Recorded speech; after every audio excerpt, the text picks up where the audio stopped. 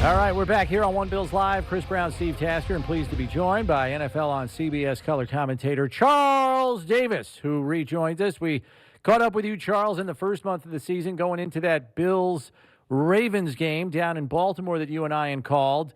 You're going to be wholly familiar with both of these teams because you just did Jets-Patriots last week.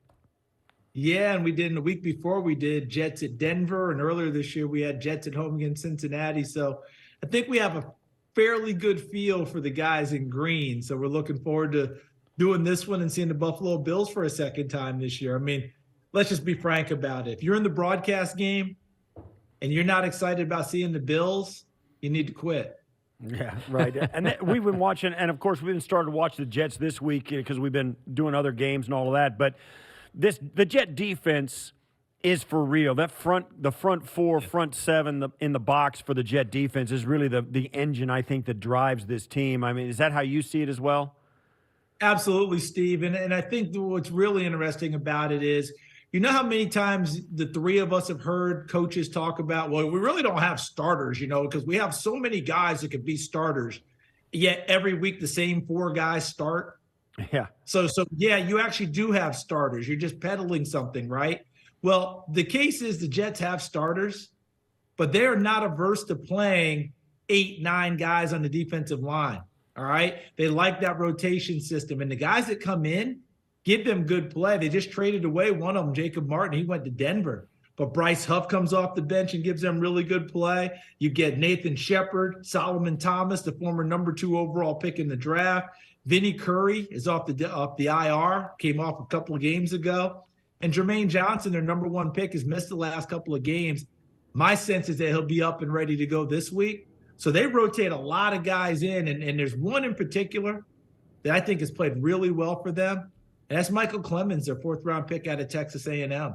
He's actually played better than the 1st-round pick, Jermaine Johnson, here in the early going. Yeah, and it's almost like they took a page out of the Leslie Frazier's playbook because he's been rotating 8 defensive linemen for years now, and looks like the Jets kind of like that idea as they're employing the same thing. I know it's early, Charles, but knowing you've seen a few Jets games now, you saw pre-Bryce Hall and post-injury Bryce Hall Jets offense. Are they still trying to find their way without Breece Hall after one game played, do you think? I think that's a fair assessment. I think that their way is what they have in mind, what they want to do, and what they've already established. Hence the trade for James Robinson. I don't know who Joe Douglas, their GM, was targeting totally. I don't know how many different calls he made. You and I also, I mean, the three of us all know it's kind of like when a guy gets picked in a draft. Oh, that's absolutely the guy we targeted, right? I mean, every single time. Oh, he is absolutely the guy we wanted. Well, so we really don't know.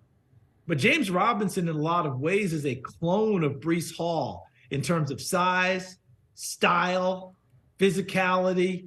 The one thing James Robinson doesn't have that Breece Hall has, that extra gear and then some. The Denver game, when the Jets won at Denver, I think I probably overused the word, but it was a slog. Like, there was not much going on. And then Breece Hall took a toss sweep and 62 yards later ran his chest up into the goalpost, and that broke the game open. You remember, it was a tight game, wasn't a lot of scoring. Right. That's what did it. Can James Robinson score touchdowns? Yes, but from 62 yards? Right. That's not his game. Everything else, though, he can catch it. His pass protection is terrific. He'll run inside and beat people up that way. He can be a high volume, heavy duty back, but he doesn't give you that home run hitting ability on a consistent basis that Breece Hall did. But I still think the Jets want to play the same way because Michael Carter's there. He gives them some bounce. He can catch it. And Michael Carter works best in a tandem. Remember in North Carolina, who was he in a tandem with? Javonte Williams. Yeah. When he got to the NFL, he became the lead guy, but they drafted Breece Hall, and that made Michael Carter more valuable in terms of what he does. So that's how the Jets do want to play.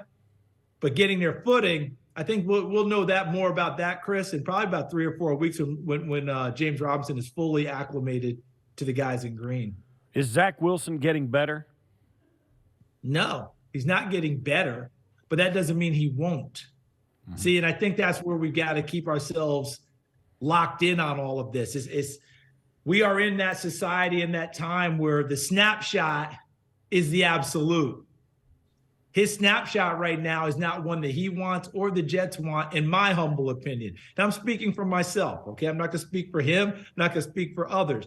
I don't think it's, we all know football. So it'd be disingenuous to talk about, well, he just made a mistake or two in the last ball game. He didn't play very well. I don't care if he threw for 355 yards. The errors that he made were big in terms of throws, not setting his feet, ball sales.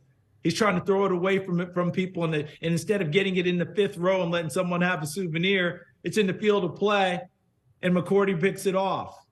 Then he throws the last one, and his team was wearing black that day. There was one black shirt in the picture. There were 4 white shirts in the picture. Those are the kind of throws he can't afford. And I'm going through my homework and research today, and there's an article I haven't even gotten to yet. And the headline says, GM says Zach Wilson must cut down on turnovers. So I don't think any of us are acting like Zach Wilson's doing everything the way they want or what they drafted. But that doesn't mean it can't turn around. He was picked number 2 overall for a reason. He just has not played to that level when they've needed him to throw the football. Now, guys, let's just make it very clear. When Breece Hall and Michael Carter were running the ball and beating people up, he didn't have to worry about that. If you can keep them from running the football and make him, as Idro Avero, the defense coordinator of Denver, told me, our goal is to make sure the quarterback is front and center in this game. They didn't quite accomplish that in Denver. Close, but not quite. New England accomplished it, and we saw the result. But one last time, he can do this. He's capable. He just has to get back to being the guy that we saw that was picked out of BYU. Very quickly before we let you go here, Charles, there are 2 new names you have to add to your Buffalo flip card in Nyheim Hines. Sorry, I'm going to get it. I'm learning it too. Nyheim Hines and Dean Marlowe. We know Marlowe's here as a depth player. In your experience, what do you think is realistic for a guy that has to parachute in to a new offensive scheme mid-season in terms of contributing sooner rather than later? Well, the good thing with Nyheim Hines is he can contribute on special teams Sunday. I'd be stunned if he's not up because he can return punts for you right out of the gate. And running backs, as we've seen, when did Christian McCaffrey get traded to San Francisco? Didn't it feel like he got off the plane Friday and played on Sunday? Yeah. And then week 2, he was the player of the week in the NFC. Running backs can acclimate a lot quicker because at the end of the day, in the huddle, you say, oh, yeah, I know what I called. Take 2 steps to the right, I'm going to hand you the ball, run it. Take 2 steps to the left, I'm going to hand you the ball, run it. We're going to the right, I'm going to pitch it to you. You can get that going. So I'd be stunned if he's not up and ready to go, and I think he'll contribute a lot sooner rather than later because of his ability to catch the ball out of the backfield and be a scat back type of a player. So I'm not worried about that at all with him. And we know why Marlowe was brought in, knows the system, knows how to play. He gives you depth in case Jordan Poyer is a long-term thing, right on down the line. So, I think those are 2 really good deals. My biggest question was I still kept waiting to see bigger running back, thick running back, 225, 30-pound running back that'll beat people up in the run game, short yardage, goal line, et cetera. And I still don't see that in Buffalo, but I don't think they care because they say, oh, have you met number 17 yet? Yeah, right. Yeah. Because he'll not part for us. Charles, thanks, man. It's great catching up with you. We'll see you on Sunday. You guys take care. See you Sunday.